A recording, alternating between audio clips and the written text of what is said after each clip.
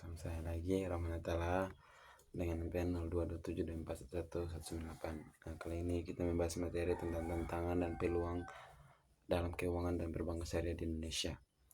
Nah, keuangan dan perbankan syariah merupakan salah satu pilar penting dalam sistem keuangan modern yang bertujuan menghadirkan mekanisme keuangan berbasis etika, keadilan, dan berkelanjutan.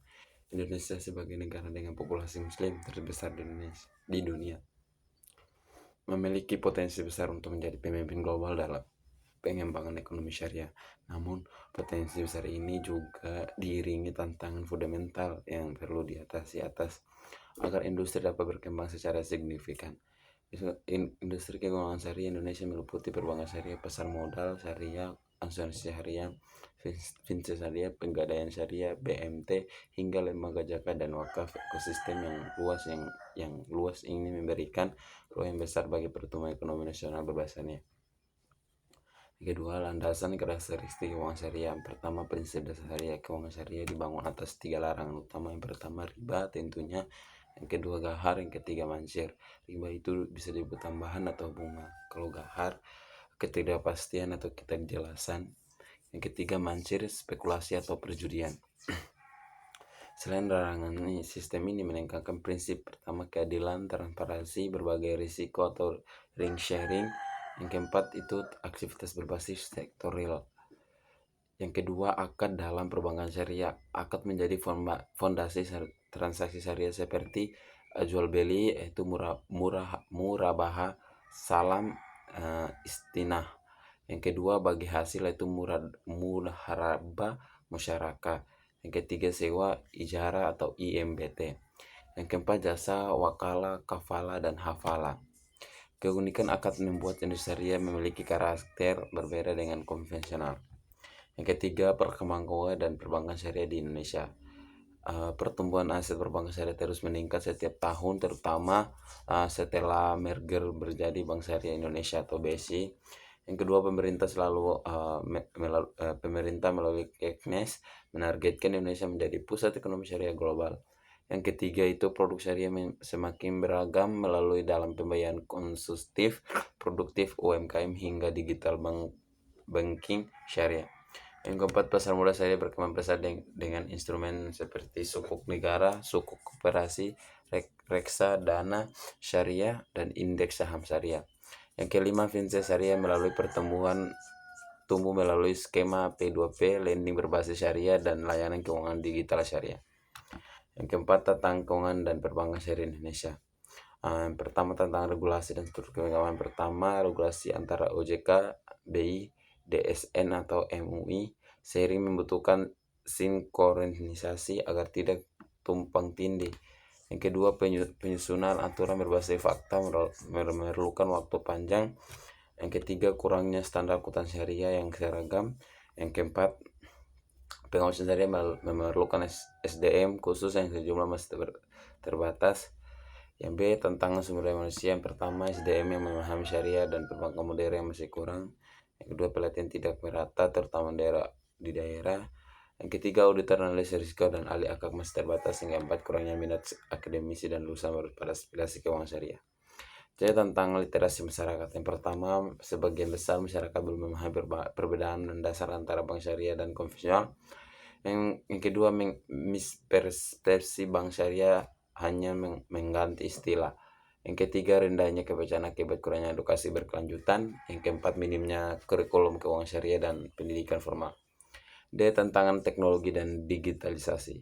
Yang pertama, investasi teknologi membutuhkan modal besar yang sering tidak memiliki bank syariah.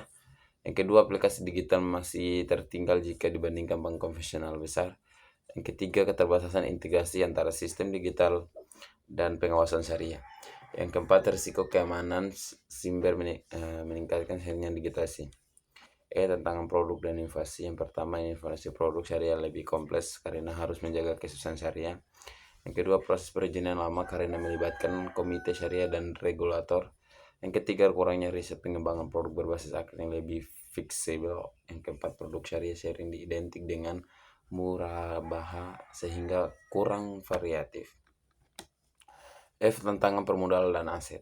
Yang pertama, modal itu bank syariah lebih kecil dibandingkan bank konvensional besar.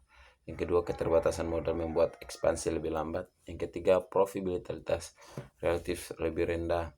Yang keempat, daya investor global masih kurang.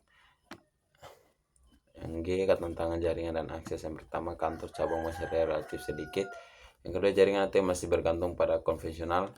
Yang ketiga, akses masyarakat di daerah pedesaan masih terbatas. Yang keempat, perlu strategi digital untuk meningkatkan tepat sinyal fisik. 45 itu peluang keuangan dan perbankan syariah Indonesia. Yang A, peluang demografis. Itu yang pertama, Indonesia memiliki populasi muslim terbesar di Indonesia. Kesadaran generasi muda terhadap gaya hidup halal meningkat. Yang ketiga, segmen milenial dan Gen Z membutuhkan layanan digital syariah. Yang keempat, kelas menengah muslim terus tumbuh dan mencari produk keuangan halal. B, peluang kebijakan pemerintah. Yang pertama, pemerintah mendapatkan ekonomi syariah sebagai prioritas pembangunan nasional. Dukungan KIKNES mempercepat integrasi dan mengembangkan industri. Merger BSI membuka jalan bagi bank syariah berskala besar. Program stabilitas nasional meningkatkan kebutuhan pembiayaan syariah. Investor pemerintah melalui sukuk menjadi pendorong besar pendorong syariah. C, teknologi dan digitalisasi. Yang pertama, transformasi digital membuka ruang inovasi produk syariah lebih cepat. Yang kedua, bisnis syariah berpotensi menjadi motor utama akselerasi inklusi. Yang ketiga, adanya peluang integrasi big data, AI, dan blockchain dalam akad syariah. Yang keempat, digital bank syariah dapat menjangkau masyarakat pelosok tanpa perlu cabang dan fisik. D, peluang produk dan pasar. Yang pertama, pembiayaan UKM berbasis syariah sangat cocok dengan karakter usaha kecil di Indonesia. Yang kedua, wakaf produktif membuka peluang inovasi pembiayaan sosial syariah. Yang ketiga, sukuk negara dan koperasi semakin diminati sebagai instrumen investasi aman. Yang keempat, produk cicilan syariah, gadai syariah, dan asuransi syariah semakin berkembang. Yang kelima, pengembangan halal value chain memperluas kebutuhan pembiayaan syariah. Peluang kerjasama global. Yang pertama, Indonesia dapat bekerja sama dengan negara-negara teluk dan pengembangan sukuk. Yang kedua, potensi investasi dari Asia Tengah dan Timur Tengah sangat besar.